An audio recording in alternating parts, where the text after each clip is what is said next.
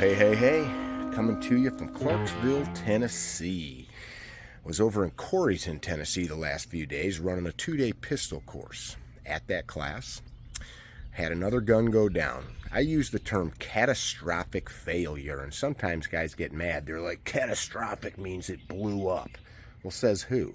When I say catastrophic, I'm saying it's done. It is completely useless for the purpose of being a firearm until it gets rebuilt or replaced. And in this case, this little pistol was done. Let's cut to that real quick. So wait a sec, you were shooting, and then what happened? I got the first round off of the second one. The trigger just was dead. All right, let's see it. Bring it out here. Put that in your pocket, Rick. I keep just... No, oh, just dry fire it. Yeah, can you pull the slide off? Yeah. Why don't you clear your hand out there? All right, so let's see this little sucker.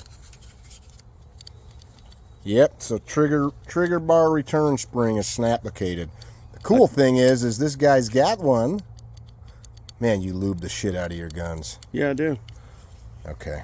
So I know there wasn't a ton of footage of that pistol and how it broke.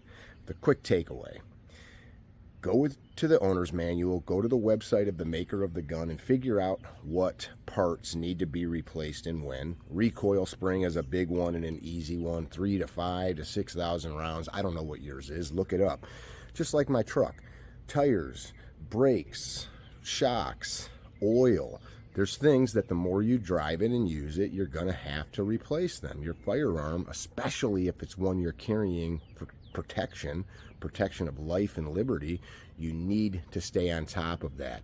Don't just expect it because it's always worked good.